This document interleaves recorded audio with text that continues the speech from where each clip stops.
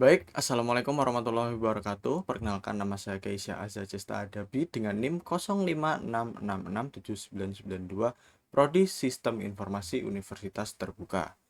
Pada kesempatan kali ini, saya akan menjelaskan beberapa bentuk deklarasi variabel dari struktur data menggunakan bahasa pemrograman Java berdasarkan soal yang telah diberikan oleh dosen. Soal pertama, buatlah sebuah deklarasi variabel dengan tipe data float yang bernama struktur basis. Soal kedua, buatlah sebuah deklarasi variabel dengan tipe data string yang bernama susunan kata baru yang berisi kata pemrograman struktur data Java. Yang ketiga, buatlah pendeklarasian array satu dimensi dengan nama 8 angka, tipe data integer yang berisi angka 10, 12, 18, 23, 33, 58, 67, dan 82. Pendeklarasian tersebut dengan menggunakan bahasa pemrograman Java.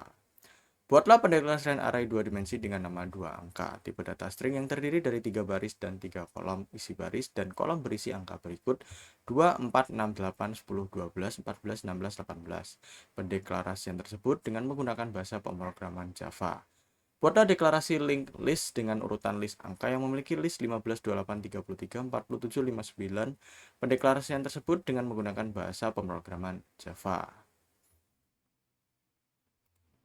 Ini adalah data yang sudah saya kerjakan, kode-kode yang sudah saya implementasikan, dan saya akan menjelaskan masing-masing fungsi kode-kode yang telah saya implementasikan. Yang pertama, dengan soal nomor pertama, deklarasi variabel float. Penjelasan kode, public class float data berfungsi untuk membuat kelas bernama float data. Yang kedua, public static void main berfungsi untuk metode utama yang pertama kali dijalankan pada program Java. Yang ketiga, float struktur baris 12,5F berfungsi untuk mendeklarasikan variabel bertipe float untuk menyimpan bilangan desimal. Dan yang keempat, sistem out print struktur baris menampilkan isi variabel ke layar atau output. Saat program dijalankan, Java membuat variabel struktur baris lalu menyimpan nilai 12.5. Setelah itu, nilai tersebut ditampilkan ke layar menggunakan sistem out print in seperti berikut. 12,5. Untuk soal nomor 2, string data.java. Untuk penjelasan kode, string yang pertama berfungsi untuk tipe data yang digunakan untuk menyimpan teks atau kumpulan karakter. Dan yang kedua, susunan kata baru berfungsi untuk sebagai nama variabel string.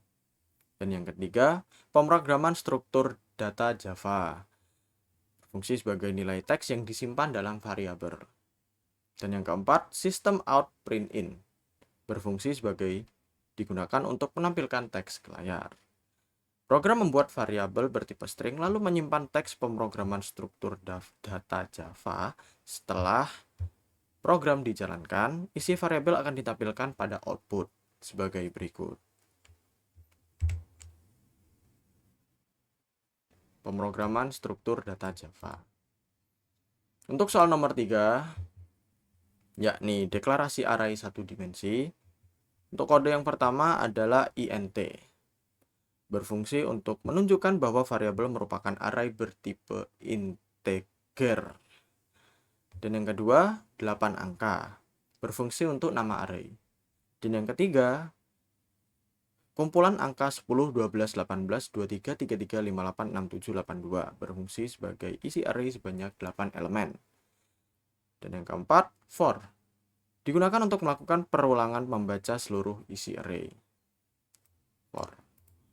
Dan yang kelima, 8 angka i. 8 angka i.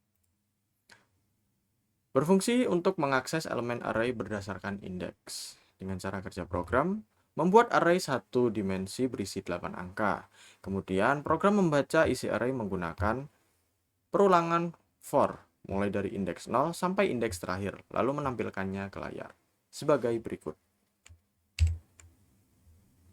10, 12, 18, 23, 33, 58, 6, 7, dan 82. Untuk soal nomor 4, array 2 dimensi. Penjelasan kode yang pertama, yakni string, kurung buka, kurung tutup, kurung buka, kurung tutup, menunjukkan array 2 dimensi bertipe string. Dan yang kedua, 2 angka. Berfungsi untuk sebagai nama array 2 dimensi. 2 angka. Yang ketiga, array terdiri dari 3 baris dan juga 3 kolom. 3 baris, 3 kolom. Yang keempat, for. Pertama, digunakan untuk membaca baris. For yang pertama. Dan for yang kedua digunakan untuk membaca kolom. Cara kerja sebagai berikut. Program membuat array 2 dimensi berbentuk tabel. Setelah itu, program menggunakan nest loop untuk membaca setiap data berdasarkan baris dan kolom, lalu menampilkannya ke dalam layar. Sebagai berikut. 2, 4, 6, 8, 10, 12, 14, 16, 18. 3 baris dan juga 3 kolom. Dan untuk soal yang nomor 5, public class link list data. Dengan penjelasan kode sebagai berikut. Kode pertama, import java.util.linklist. Digunakan untuk memanggil library linklist dari Java. Java util linklist.